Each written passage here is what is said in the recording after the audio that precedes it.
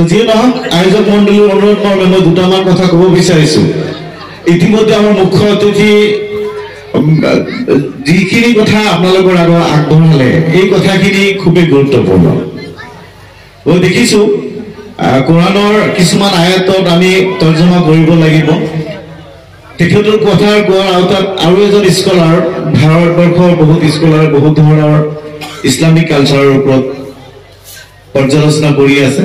মই তাৰে দুটামান কথা খালি আপোনালোকক কম যে আমাৰ এটা হাতত কোৰাণ হ'ব লাগে, এটা হাতত আমি কোৰাণ ল'ব লাগে, আন এটা হাতত স্কুলৰ বেগ হ'ব লাগে। আমি স্কুলৰ বেগ যেতিয়া এটা হাতত ল'ম তেতিয়া আন এটা হাতত শিক্ষকসকলৰ হাত ধৰিব লাগে। তিনিটা কথা, এই তিনিটা কথাৰ ওপৰত মই অলপ পৰ্যালোচনা কৰিম। আমাৰ এটা হাতত কোৰাণ হ'ব লাগে কেতিয়া? প্ৰথম আমাৰ এটা হাতত কোৰাণ হ'ব লাগে, আমাৰ যিমানবোৰ মক্তব আছে এই মক্তববোৰত আমি কোৰাণ শিক্ষা ল'ব লাগে, যাতে প্ৰতিখন ঘৰত প্ৰত্যেকজন মানুহৰ বা প্ৰত্যেকজন ইনচানৰ অন্তৰত কোৰাণৰ উজ্জ্বলতাটো বৰ্তি থাকে।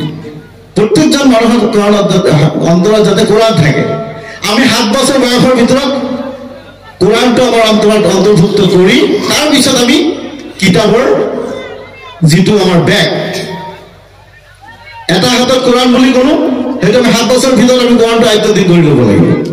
যিটো নেকি প্ৰতিখন মক্তবত হাফিজ থাকিব লাগিব আৰু প্ৰত্যেকজন ব্যক্তি যিসকল সেই মহল্লাৰ আছে সেই মক্তবৰ অৰ্থাৎ কমচে কম সেই হাফিজৰ অধীনত আকৌ আমি প্ৰত্যেকজন ঘৰতে হাফিজ থাকিব লাগিব।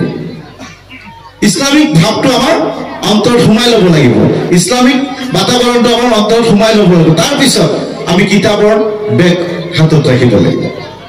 আমি কিতাপৰ বেগ হাতত ৰখাৰ এইটো উদ্দেশ্য যে পৃথিৱীখন যিটো অৱস্থিতিত আমাৰ ইতিমধ্যে প্ৰবক্তা বক্তাই ক'লে বহুত আগুৱাই গৈছে। আমি আমাৰ এই এৰিয়াবিলাকত আমি দেখিছোঁ শিক্ষা দীক্ষাৰ পৰা আন আন যিবোৰ সাধাৰণ ৰীতি সেইবোৰ আমি বহুত পিছ পৰি আছো। আমি শিক্ষাৰ ক্ষেত্ৰত দেখিছোঁ কোৱালিটি এডুকেশ্যন বা গুণগত শিক্ষা আমাৰ মাজত বহুত অভাৱ আছে। আমি উচ্চ শিক্ষিত হ'ব লাগিব, আমি বিভিন্ন দিশত তাৰ কাৰণে কাম কৰি যাব লাগিব। আমি কিতাপৰ বেগৰ লগে লগে শিক্ষকৰ হাত ধৰিব গৈছে। শিক্ষকৰ হাত মানে কি? শিক্ষকসকল কেতিয়াও বেয়া পৰামৰ্শ নিদিয়ে।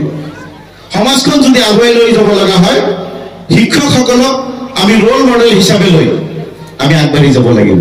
আলেমসকলক ৰোল মডেল হিচাপে লৈ আমি আগবাঢ়ি যাব লাগিব। তেওঁলোকে সমাজক কেতিয়াও বেয়া কথাবোৰ নিশিকায়। আমি দেখিছোঁ যে আমাৰ সমাজত যিসকল উচ্চ শিক্ষিত বা যিখিনি আমাৰ বিভিন্ন বিষয়ববীয়াত বৰ্তি থাকিব লাগে, ইতিমধ্যে আমাৰ প্ৰবক্তা বক্তাই কিছুমান ডাটা কৈ গৈছে। উত্তৰ প্ৰদেশৰ মধ্যপেটি বুলি এখন জেগা আছে, মধ্যপেটি বুলি এখন গাঁও, জৌনপুৰ জিলা, মুছলিম অধ্যুষিত এৰিয়াত তাৰ মাজত কিছুমান ব্ৰাহ্মণ মানুহ আছে। জানি আচৰিত হ'ব ৭৪টা ফেমিলি আছে তাতে, ৭৪টা ফেমিলি সেই গাঁৱত, কিন্তু 47টা IAS অফিচাৰ আছে সেই গাঁৱত। চিন্তা কৰক, তাতে মুছলিমো আছে। গোটেই ভাৰতবৰ্ষৰ হায়েষ্ট IAS অফিচাৰ সেইখন গাঁৱত আছে, সেইটো কওঁ মধ্যপেটি বুলি, জৌনপুৰ ব্লকৰ অধীনত। জৌনপুৰ হ'ল মুছলিম এৰিয়া, আমিনাবাদ জিলাৰ। এই যে ডাটাবিলাক আমি যে আপোনালোকে নিউজত চাই, আপোনালোকে ছ'চিয়েল মিডিয়াত চাই দেখা পাব যে তেওঁলোকে কম্পিটিশ্যন মাৰ্কেট এনেকুৱা আনিছে। আজি আমাৰ মাজত যেতিয়া এইখন অনুষ্ঠানৰ জৰিয়তে আমি যদি IAS কোচিং দিব পাৰোঁ, এইখন অনুষ্ঠানৰ জৰিয়তে আমি যদি ACS কোচিং দিব পাৰোঁ, এইখন অনুষ্ঠানৰ জৰিয়তে যদি আমি নিটৰ কোচিং দিব পাৰোঁ, আমাৰ ল'ৰা ছোৱালীবিলাকক মই বিশেষকৈ আমাৰ এই আয়োজক মণ্ডলীক যিহেতু চিৰাজুল নবী পুথিভঁৰালৰ কিছুমান কথাক মই ৰিকুৱেষ্ট কৰিম, এইখন অনুষ্ঠানৰ পৰা আমাৰ যিখিনি অলৰেডি প্ৰবক্তা বক্তাই কৈছে, যিখিনি বোবা বা যিখিনি বিকলাংগ মানুহ আছে, যিখিনি ভিক্ষাৰী আছে, তেওঁলোকক উঠাই আনিব লাগে। সকলোকে নিকৃষ্ট বৃত্তি হ'ল ভিক্ষাৰী বৃত্তি। এই ভিক্ষা বৃত্তিটো আমি আমাৰ সমাজৰ পৰা দূৰ কৰিব লাগিব। তাৰ কাৰণে আমি এটা ফাণ্ড বনাব পাৰোঁ, আমি এটা চেৰিটি বনাব পাৰোঁ এই অনুষ্ঠানৰ পৰা, যে প্ৰত্যেক বছৰ যিখিনি ভিক্ষাৰী আছে তেওঁলোকক আমি এটা ফাইনেন্সিয়েল এছিষ্টেঞ্চ দিম, কিবা এটা আৰ্থিক সাহায্য দিম, তেওঁলোকে যাতে নেক্সট ভিক্ষা কৰিব লগা নহয়। এটা প্ৰভাৱ আছে হুজুৰ সাল্লাল্লাহু আলাইহি ওয়াসাল্লামৰ, এটা মই শ্বৰ্টকাট কৈছোঁ কাহিনীটো এনেকুৱা, এজন ভিক্ষাৰী হুজুৰ সাল্লাল্লাহু আলাইহি ওয়াসাল্লামৰ ওচৰত ভিক্ষা খুজিব আহিছে। প্ৰথম 10 টকা এটা দি দিছে, এসপ্তাহ পিছত আকৌ আহিছে, আকৌ 10 টকা এটা দিছে, মই জাষ্ট চিম্পল কৈ আছো, বাকী আমাৰ উলামা সমাজে ভাল জানিব। তাৰপিছত আকৌ আহিছে, আকৌ অহাৰ পিছত 10 টকা এটা দিছে। থাৰ্ড টাইমৰ পিছত যেতিয়া ফৰ্থ টাইম আহিছে, তেতিয়া হুজুৰ সাল্লাল্লাহু আলাইহি ওয়াসাল্লাম কি কৈছে, তুমি অলপ বহা, তুমি কি কাম কৰিব পাৰা, তুমি ফিজিক্যালি ফিট আছা, তুমি শাৰীৰিকভাৱে সুস্থতা আছা। হুজুৰ সাল্লাল্লাহু আলাইহি ওয়াসাল্লাম 40 টকা দি কৈছে তুমি এটা কুঠাৰ কিনি আনা। কুঠাৰ কিনি তাক পাহাৰত খৰি কাটিব কৈছে। তুমি খৰি কাটা, খৰি কাটি খৰি বেছি তুমি যিখিনি পইচা পোৱা সেইখিনি তুমি নিজৰ সংসাৰ চলাবা। এনেকুৱা কৰি সেই মানুহজনে তাৰপিছত আৰু হুজুৰ সাল্লাল্লাহু আলাইহি ওয়াসাল্লাম আহিব লগা হোৱা নাই। তো খৰি কাটি নিজে স্বাৱলম্বন হৈছে, নিজে ভৰিৰ ওপৰত নিজে থিয় দিছে, নিজৰ ল'ৰা ছোৱালীৰ যিখিনি ভৰণ পোষণৰ পৰা আদি কৰি এটা ছেভিংছো কৰিব পাৰিছে, এটা ৰাহিও কৰিব পাৰিছে, সঞ্চয় কৰিব পাৰিছে। 3 মাহ পিছত হুজুৰ সাল্লাল্লাহু আলাইহি ওয়াসাল্লাম আহিছে, আহি যেতিয়া আমাৰ কথাখিনি বৰ্ণনা কৰিছে, তাৰ পৰা সাহাবাসকলক হুজুৰ সাল্লাল্লাহু আলাইহি ওয়াসাল্লামে কৈছে, মই ভিক্ষা দিলো, ভিক্ষা দিয়াটোৱে ভিক্ষা বৃত্তি আৰু বৃদ্ধিহে কৰিছে। মই তেওঁক এটা সমাধান দিছো, এটা কুঠাৰ কিনিব দিছো, তেওঁ কিবা এটা নিজে কৰি খাওক। যেতিয়া তেওঁ নিজৰ ভৰিৰ ওপৰত নিজে থিয় দিছে, নিজে কিবা ছাষ্টেইন কৰিছে, সেইটোৰ দ্বাৰা তেওঁ কি হৈছে, তেওঁৰ যিটো কৰ্মস্পৃক্ষাবোৰ বাঢ়ি গৈছে। আমাৰ ইছলামত হুজুৰ সাল্লাল্লাহু আলাইহি ওয়াসাল্লামৰ বহুত কথা আছে যে কমিউনিটি পাৰ্টিচিপেশ্যন, কিছুমান কথা এনেকুৱা ধৰণৰ আছে যে কমিউনিটি পাৰ্টিচিপেশ্যনৰ কথা হুজুৰ সাল্লাল্লাহু আলাইহি ওয়াসাল্লাম বহুত গুৰুত্ব আৰোপ কৰিছে। আমাৰ পূৰ্বক্ত বক্তাই কৈ গৈছে, আমাৰ মুখ্য অতিথি হুজুৰ সাল্লাল্লাহু আলাইহি ওয়াসাল্লামৰ কথাও কৈ গৈছে যে বিশেষকে যে আমাৰ কোৰআনটো হ'ল ছ'চিয়েল ৰিফৰ্ম বুলি কৈছে। গোটেই কথা তাতে আছে, গোটেই বিশ্ব ব্ৰহ্মাণ্ডৰ চব কথা তাতে আছে। আমি দেখিছো যে আমাৰ পাৰ্চনেলিটি ডেভেলপমেণ্ট, ব্যক্তিত্ব বিকাশৰ ওপৰত কিছুমান কথা মানে আগবঢ়াইছে। সেই কোৰআনৰ আয়াতত আল্লাহে কিছুমান পৰামৰ্শ আগবঢ়াইছে। আমি দেখিছো আমাৰ যুৱ সমাজ বহুত বিশৃংখল হৈ গৈছে, উচ্ছৃংখল হৈ গৈছে, আমি কোনো গুৰুত্ব আৰোপ নকৰো। আমি দেখিছো আমাৰ ল'ৰা ছোৱালীবিলাকে শিক্ষাৰ ক্ষেত্ৰত বিশেষকে ধাউতি বা আগবঢ়োৱাৰ যিখিনি প্ৰক্ৰিয়া, সেইখিনি আমাৰ মাজত অলপ অভাৱ হৈছে। নহলে আমাৰ ইয়াৰ পৰাই আজি বহুত ল'ৰা ছোৱালী আগবাঢ়ি যাব। 5টা ৰুলৰ কথা কৈছে, 5টা নিয়মৰ কথা কৈছে। আমাৰ প্ৰথম কথাটো হৈছে কি, আমি নিজৰ স্বাস্থ্যৰ যতন ল'ব লাগিব। আমি যদি নিজৰ স্বাস্থ্যৰ যতন লওঁ, আমি নিজে ফিট থাকিলে শিক্ষাও ক্ষেত্ৰত আমি অৰিহণা আগবঢ়াব পাৰিম, দেশৰ ক্ষেত্ৰত আগবঢ়াব পাৰিম, নিজৰ অৰ্থনৈতিক ক্ষেত্ৰত আগবঢ়াব পাৰিম। আমি দেখিছো আমাৰ ল'ৰা ছোৱালীবিলাকে নিজৰ যতন নিজে নলয়।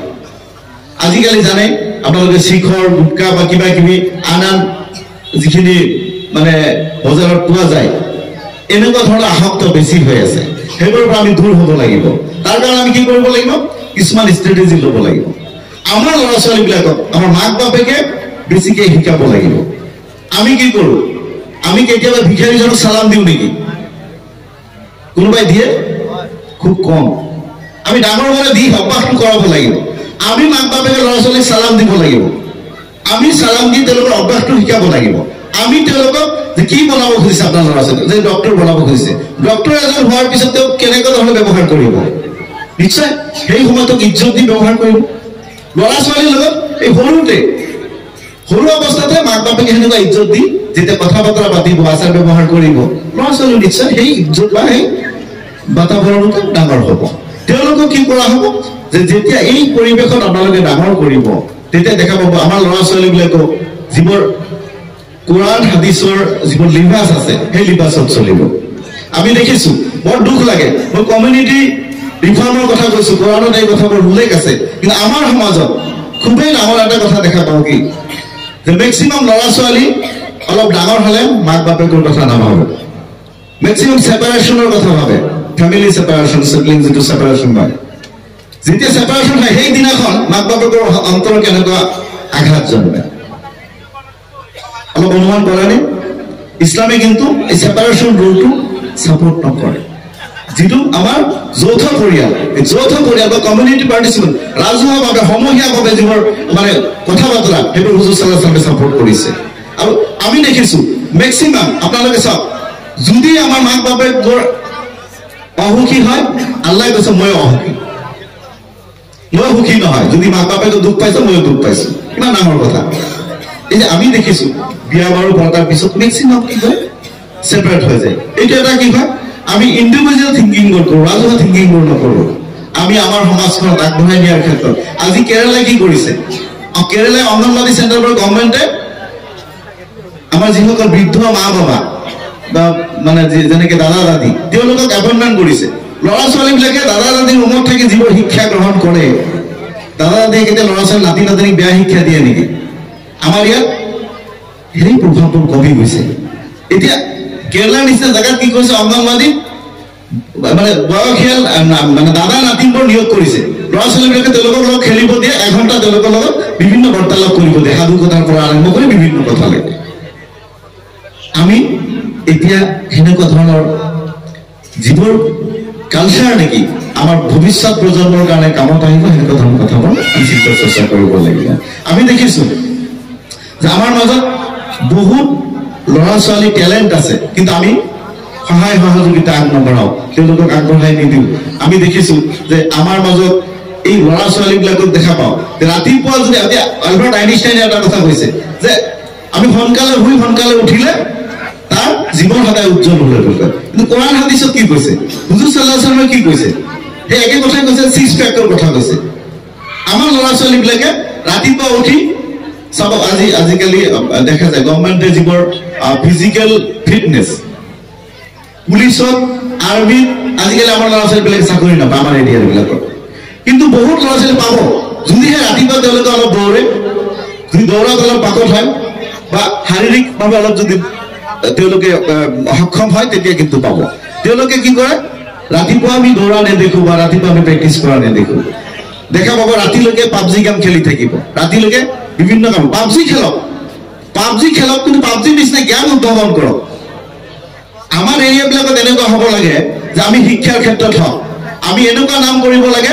গোটেই ভাৰতবৰ্ষই যাতে জানে যে মালিবাৰী এৰিয়াত বা আমাৰ ডেকাচাৰ এৰিয়াত তেওঁলোকে ইছলামিকভাৱে গোটেই বিষয়বস্তুখিনি তেওঁলোকে আয়ত্তধীন কৰি আকৌ জেনেৰেলভাৱে তেওঁলোকে আগবাঢ়ি গৈছে আমাৰ মাজত বহুত ডক্টৰ থাকক বহুত ইঞ্জিনিয়াৰ থাকক বহুত আমাৰ আন বিষয়ববীয়া থাকক বহুত প্ৰশাসনত লোক থাকক আমাৰ পুলিচত লোক থাকক অসামৰিক বিষয়াসকল থাকক এনেকুৱা ধৰণৰ উঠাই অনাৰ কাৰণে আমি কি কৰিব লাগিব এই কিছুমান নীতি নিয়ম আমি অতি সংস্কাৰ কৰিব লাগিব আৰু সেইবোৰ মই ভাবোঁ আমাৰ এই পুথিভঁৰালৰ আয়োজক মণ্ডলীসকলে এনেকুৱা ধৰণৰ চিন্তা চৰ্চা কৰি যে কেনেকুৱা ধৰণৰ আমাৰ যুৱকবোৰ সঠিক ৰাস্তাত আগবাঢ়িব কেনেকুৱা ধৰণৰ কৰিলে আমাৰ যুৱকবোৰ সঠিক ৰাস্তাত আগবাঢ়ি গৈ ভৱিষ্যতৰ কাৰণে কিছুমান নিদৰ্শন হৈ থাকিব আমি দেখিছোঁ আমাৰ ল'ৰা ছোৱালীৰ ক্ষেত্ৰত আজি আমাৰ মুখ্য অতিথিয়ে কৈছে ইকৰাৰ কথা কৈছে ইকৰা অকল পুৰুষৰ কাৰণে নহয় মহিলাবিলাকৰ কাৰণে ছোৱালীবিলাকৰ কাৰণে শিক্ষাটো গ্ৰহণ কৰিব লাগিব কি শিক্ষা সকলো শিক্ষা ল'ব লাগিব ইছলামিক শিক্ষা ল'ব লাগিব জেনেৰেল শিক্ষা ল'ব লাগিব আমি দেখিছোঁ আমাৰ ল'ৰা ছোৱালীবিলাকৰ মাজত কিছুমান বৈষম্য দেখা যায় ছোৱালীবিলাকে যদি ফাৰ্ষ্ট ক্লাছ ফাৰ্ষ্ট ডিভিজন লৈ গোটেইকেইটা ছাবজেক্টৰ লেটাৰ মাৰিছে তথাপি দেখা পাওঁ কি তেওঁলোকক ভাল স্কুল বা ভাল জেগাত তেওঁলোকক উঠাই যোৱাৰ কাৰণে আমি নেদেখোঁ ল'ৰাই যদি ফাৰ্ষ্ট ডিভিজন পাই 3টা লেটাৰ মাৰিছে আমি চিন্তা কৰোঁ ল'ৰা কেনেকৈ গুৱাহাটীত পঢ়াব পাৰি কেনেকৈ নগাঁও ৰামানুজনত পঢ়াব কেনেকৈ আজমল চুপাৰফটিত পঢ়াব পাৰে ছোৱালী যদি 6টা বিষয়ত 100% মানে 100ত আপন মানে 90% মাৰ্ক পাইছে তেতিয়া আমি কি কৰিম ওচৰতে ক'ৰবাত হায়াৰ ছেকেণ্ডেৰী আছে নেকি বকত দিব পাৰি আমাৰ নগৰ পৰা দিব পাৰি এনেকুৱা ধৰণৰ কথাবোৰ চিন্তা কৰে আমি ছোৱালীৰ ক্ষেত্ৰত খুবেই গুৰুত্ব দিব লাগিব কাৰণ আমাৰ গাৰ্লছ এডুকেশ্যন যিটো যে মাতৃসকল যেতিয়া শিক্ষিত হ'ব তেতিয়া আমাৰ ল'ৰা ছোৱালীবিলাকো শিক্ষিত হ'ব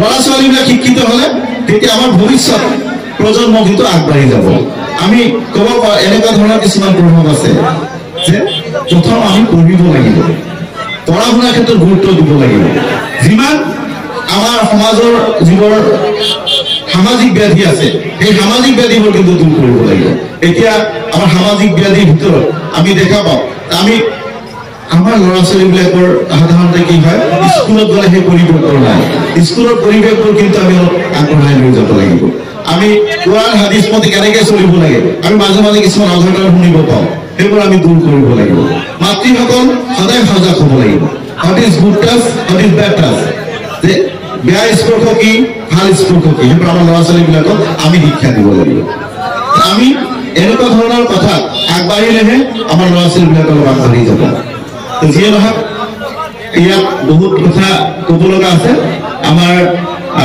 ইছলামিক দৃষ্টিভংগী আমাৰ কোৰাণৰ আওতাত কেনেকুৱা ধৰণৰ এই কথাবোৰ আলোচনা কৰিলে আমাৰ সমাজখন আগবাঢ়ি লৈ যাব পৰা যাব।